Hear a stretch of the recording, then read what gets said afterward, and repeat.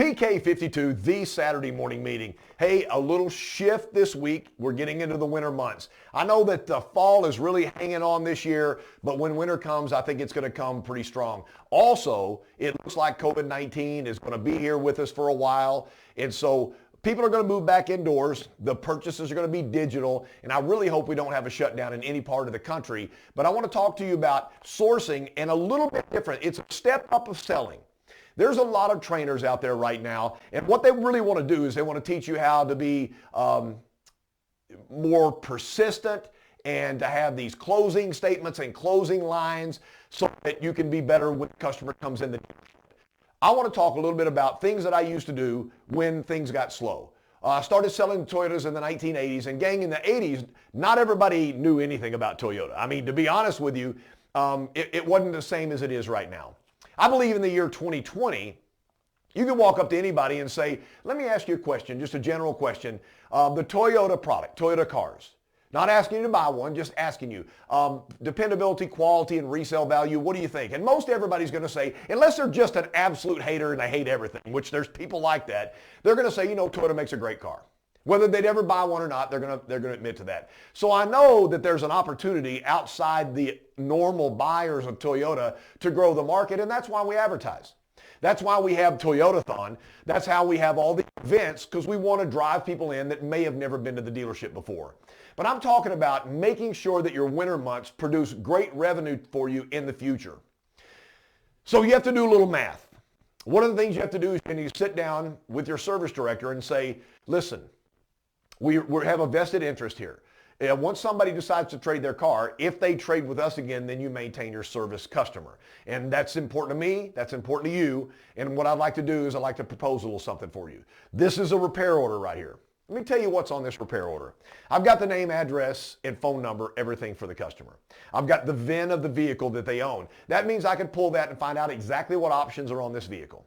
I also have the current mileage. I know who the tech was, and I know who their service writer was. I know pretty much everything that they did the last time they came in to the dealership. And if I want to go further, I can actually pull a service history based upon the vehicle identification number on the car. So if I'm willing to not look out a window on a snowy day wondering why I'm even at the dealership when there's nobody there, is there something I can do productive with my time that's going to end up making me the top salesperson in my dealership?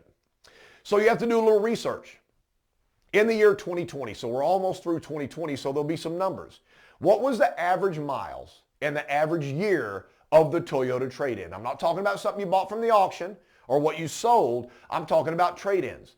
So let's say, for example, the average in your dealership was a 4-year-old car. So the most prevalent car traded in, Toyota to Toyota, was a 2016.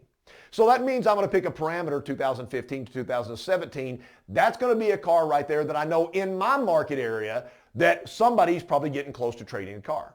The average miles driven in America is 15,000 miles a year. Standard leases are written at 15,000. There are low mileage, 12 and 10. If you live in a metro and you don't drive much, then you're going to have a lower mileage. If you live in the state of Wyoming, just to go to the grocery store, you're probably going to do 20,000 miles a year. So it depends on the area. That's why you pull the information from your dealership. So you find out the average car is 15,000 miles a year. That's the average miles per year driven.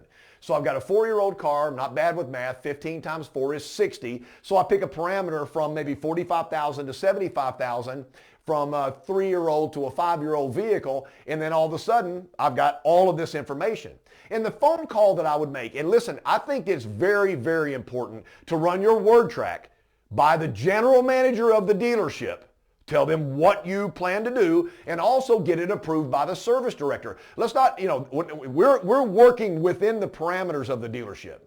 Hey, this is KC, and I wanted to give you a call. I know you were in service a couple of weeks ago, and I wanted to make sure that everything was okay with your service. You had a 30,000 mile service on your car. You had a 45,000 mile service. You just did your 90,000 mile service, whatever the service was. You had a lube, oil, and filter on the car. How was the service? Great. I see that Sally Johnson was your service director. Is she not the best? So anyway, I'm helping her out. I'm calling back, making sure everybody's happy. On the flip side of that, you're a loyal customer, been with us a long time. I do work in the new, used, and the certified sales department. And I'm asking right now, most of the people that trade cars in our market area are going to trade cars between 45 and 75,000 miles. And because your car falls within that, I was wondering, were you thinking about trading a car within the next year? And the answer is going to be yes or no. I mean, you called, you thanked them, and then, don't try to hide it. Let them know what you're actually doing. Well, Casey, I'm going to keep the car for another couple of years. That's great. I'm still going to be here. If you don't mind, the next time you're in the dealership, if you walk up front and it's just initials KC, just ask for me. I would love to meet you in person. Thank you so much for using our service department. Sally thanks you also. That's it. Now, there are some people who are going to say, yeah, I'm pretty interested right now, and that's going to be your go-to, and you'll make a little bit of extra money in the month of November, December, January, February, maybe early into March, because you're working these. And how many a day? Oh, I don't know. Let me load you up. Let's say 5 calls a day. And let's say you only do it 5 days a week. Let's don't do it on Saturday. 5 times 5 is 25. I'm pretty good, right? 4 weeks in a year. Let's don't worry about the half weeks or the 5-week year. 4 weeks in a month, excuse me. So 4, 25, 4, that's 100. Wait a minute. There's 12 months. That's 1,200. And you go, how can I call 1,200 people a year? It's 5 people a day. So is there 1,200 to call? I don't know. We were talking about this in the certified class. If you have 4 service writers in your dealership and they write 20 ROs a day, they're writing 25,000 ROs a year. So out of the 25,000 ROs they write, do you think maybe a little over 1,000 people might fall within the parameters of 14, 15, 16 and might fall within the parameters of 45 to 75,000 miles? I do realize that most people listening to this right now won't even consider doing this at all. But do you have a few minutes every day to be courteous to our clients and to be able to identify yourself? That's the way people start to respect the sales department and respect you and make future business. Think about this. What if over the next 3 years you've done 5 calls a day? Do you think you'll be the top producer in your dealership?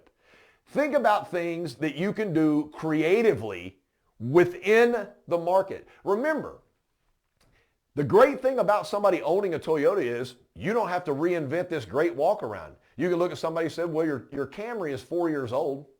Let me ask you a question. What's surprised you?